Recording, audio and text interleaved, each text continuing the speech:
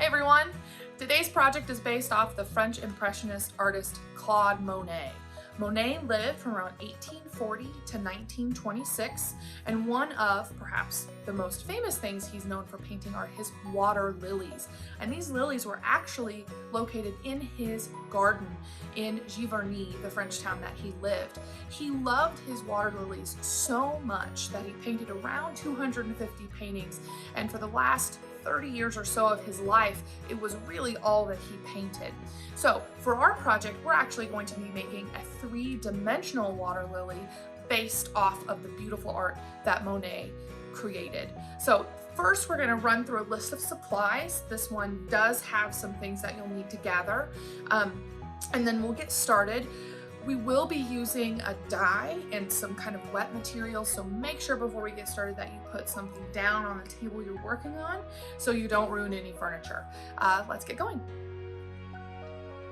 Okay, quick pit stop before we get into supplies. This is going to be our finished product right here. So we have a really nice lily pad with our big poofy three-dimensional flower on our pond. So I just wanted to show you, just so you kind of had an idea what we're working towards. So let's run the supply list.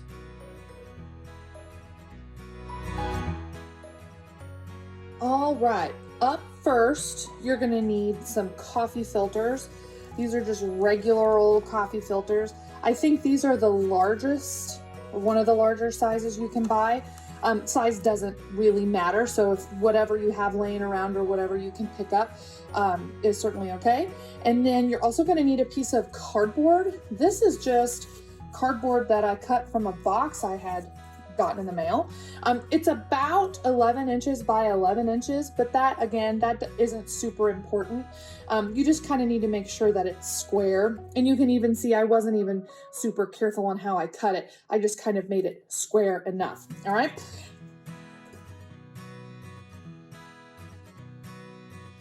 You're also going to need something to color your cardboard background with. So that's the water and the lily pad. You can use anything from markers to paint to crayons, really or color pencils over here too. Really anything, anything that will add color is perfectly okay. The two colors you're going to need specifically are blue and green. So in whatever you can gather, you're going to need a blue one and a green one.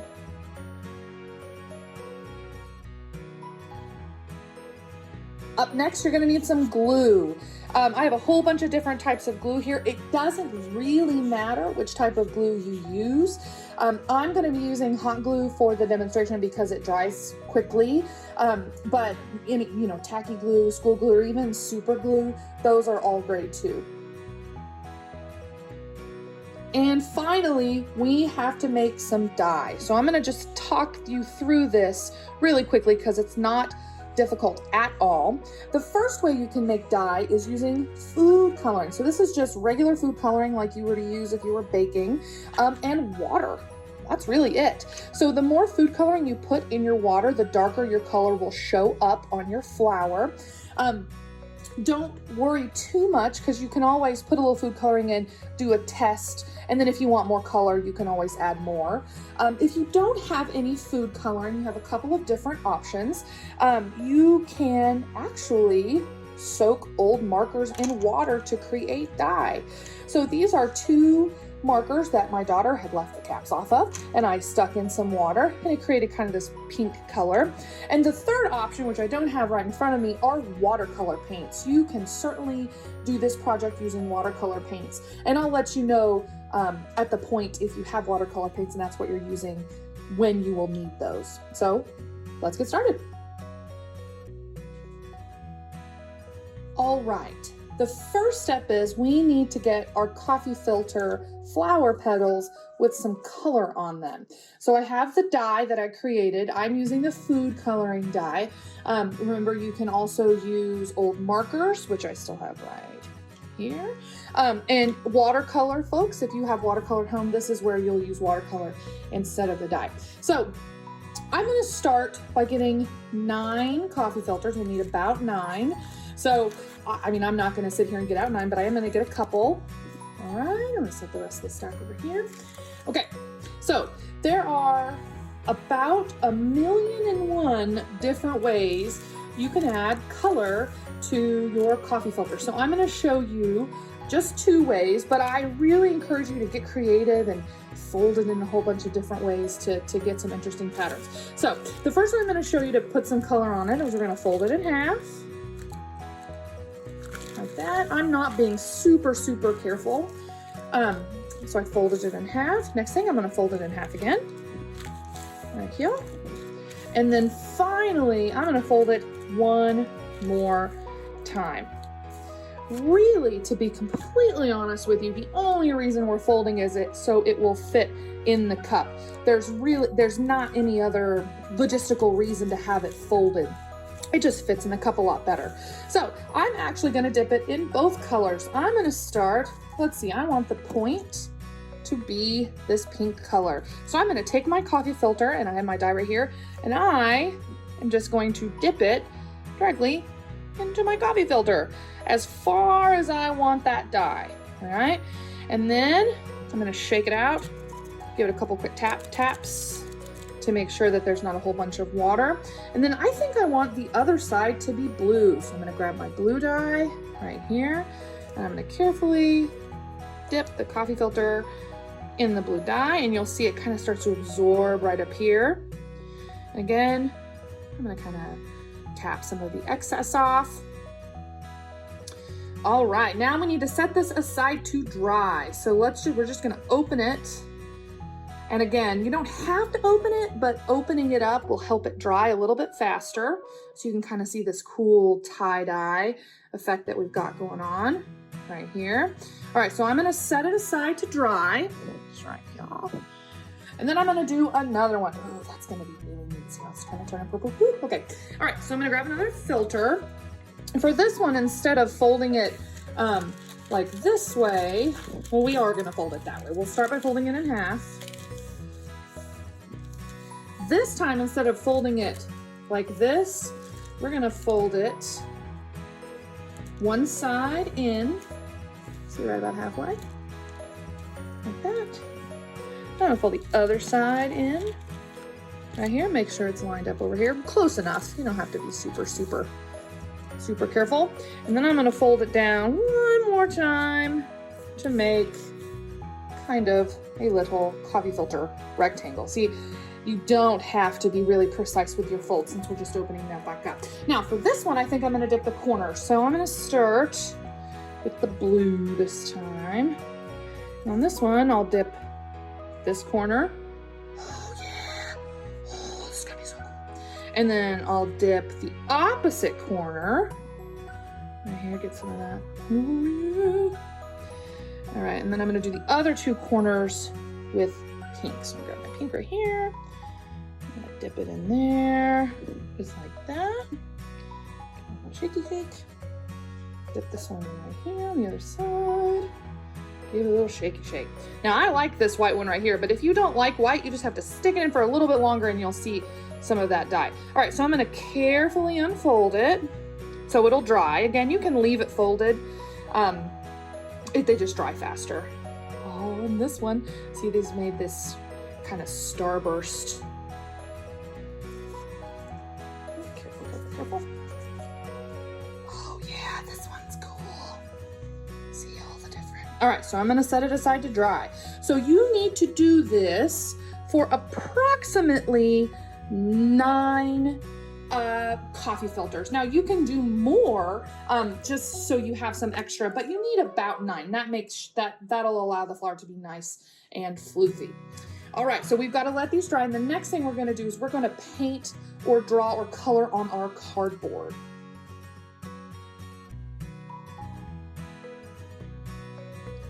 Okay, while we're waiting for our coffee filters to dry, let's go ahead and get our cardboard painted, colored, or drawn on, depending on what you have. So, like I said towards the beginning, you can either do this step with paint, marker, crayon, or color pencil. Really anything that'll put color on a surface you can use. I'm going to use paint, so I'm going to move these aside. And again, remember you need green and blue. If you have paints at home, I know I have some advanced artists who watch, you can get several different colors of blue. I encourage you to get white, but for this portion, I'm just going to use blue and green. So the first thing is we need to actually paint the lily pad that our flower is going to be sitting on. And to do that, we're going to start with green. So I'm going to be painting. So I've got all of the things I need to paint: some water, a towel, my brush, and I'm going to get some green on my paintbrush. All right. So to start our lily pad, we are going to paint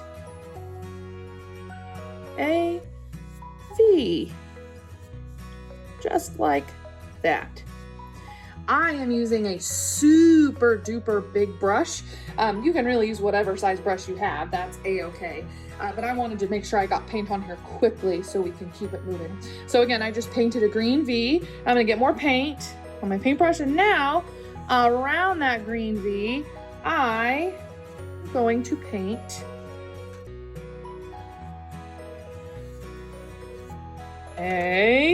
what is it?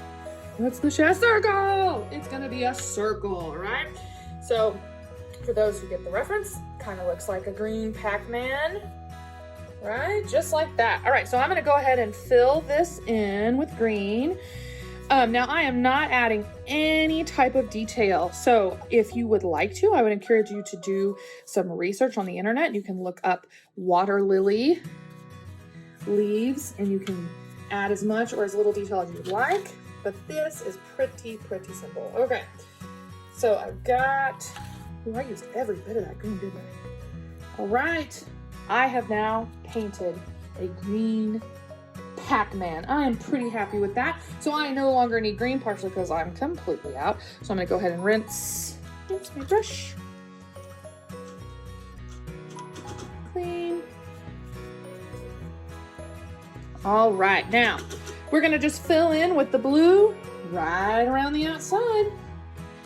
So if you're doing this with crayon or marker, the steps are exactly the same. You're just not using paint. Just like that, I'll paint that corner. And here is where the video is going to magically speed up.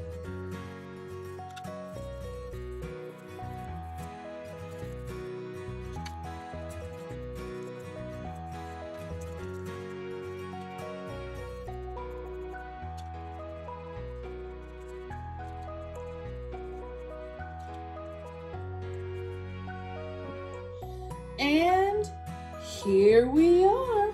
So like I've said a couple of times now, I think, you feel free to add as much detail to this. There's obviously a lot of opportunity. You know, remember looking back at Monet's work to add some reflections and color in the water and just a little bit of detail in the lily pad. But for our purposes, this is good to go. So I'm gonna set this aside and go make sure our coffee filters are dry. And then we'll start assembling this and getting it finished. Alrighty, so I went and checked on the coffee filters and they're all dry, and you can kind of see how I experimented dipping them in different ways. Came out really neat. I'm excited to put it together. My lily pad is also dry. I have it sitting off to the side, and now we're to the point where we need some glue. Like I said a while back, any type of glue really is fine. I'm going to use hot glue because it dries quick for the video, so I'm going to get these out of the way. Let's go ahead and assemble our flower. So I'm going to take one of the coffee filters, just one, and I'm gonna kind of lay down. I'm gonna stick my finger right in the middle, all right? Well, right in the middle-ish. I'm gonna take it right back behind, and I'm gonna pinch the coffee filter right around my finger, just like that, and then let go. Pull my finger out, rather, not let go. You see I've kind of got it pinched right down here. I'm going to take it and pinch right back on the back and twist. Just like that. It makes kind of this little, I don't know. Well, I mean, it's gonna be a flower. Right now it doesn't really look like a flower. All right. So once you've got this first one started, I'm gonna go ahead and grab another coffee filter, and I'm gonna kind of do the same steps, but instead of just doing it on its own, this one is actually gonna go right in the middle. So this is how I do this. I take the one that I have done, which is right here. Here's the back that I twisted, and I kind of place it right in the middle. And then I go back behind and I grab that top one just like this, and pinch around it. See, I've got it grabbed back on the back, and then I'm gonna kind of pull it up. And in the back, just like I did with the first one, got this little knobby. I'm gonna twist it and kind of twist those together. Bada bing, bada boom. All right, so I'm gonna do this with the remaining 7, because we started with 9, I've used 2, 7 coffee filters, and just kind of build this flower up.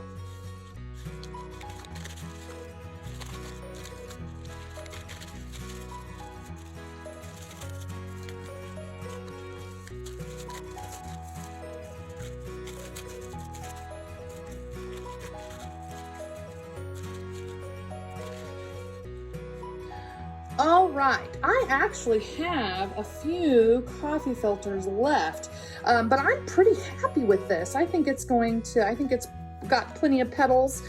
So I'm just gonna kind of put these off to the side. Now you are more than welcome to keep going, and you can make it a little more full, but actually I'm kind of happy with how that looks. So no need to keep on moving. All right, I'm gonna get my lily pad, which I kind of had setting off while I was assembling my flower. And as I was going, I was twisting right back here. So you should have kind of this little, like, I don't know, nub right there. And that's actually what we're gonna glue to the middle of our lily pad. All right, so I'm using hot glue, so I won't need to hold it for very long. If you're using school glue, that's a-okay. You might just need to hold it for just a couple of moments to get it kind of set up. So I'm gonna flip it over, and I'm gonna kind of bend that nub over. So when you flip it over, it's gonna be sticking straight out like that, but I'm just gonna kind of, instead of make it sticking straight out, I'm gonna kind of make it flat. That'll make it a little easier to put on our lily pad. I'm gonna take my glue, whatever glue I'm using, and apply a pretty good amount. You don't want it to fall off. And then you need to decide where you want it to go on your lily pad. I want mine up in the corner. So once I get it where I want it, I'm gonna kind of squish that glue down, just like that. And then I might have crinkled my flowers a little bit, but the thing about it is I can just go back and fix them. And then if you feel like you need to, you can always add some glue back behind the petals. And actually I'm gonna go ahead and do that. So I'm gonna take my glue, which for me is hot glue, but for you can be whatever, and add a couple of glue dots right on the back and over here too. If you're planning on displaying this on your wall, I would definitely add a couple of glue dots. That'll just kind of help it stay. This one looks a little loose. So I add glue right there. You can just kind of feel around. But I am pretty happy with that. So this has been the steps to make a Monet inspired 3-dimensional water lily. I hope you enjoyed it. Feel free to add your own creative spin, different colors, add as much detail as you would like to the lily pad, and I can't wait to see what you come up with.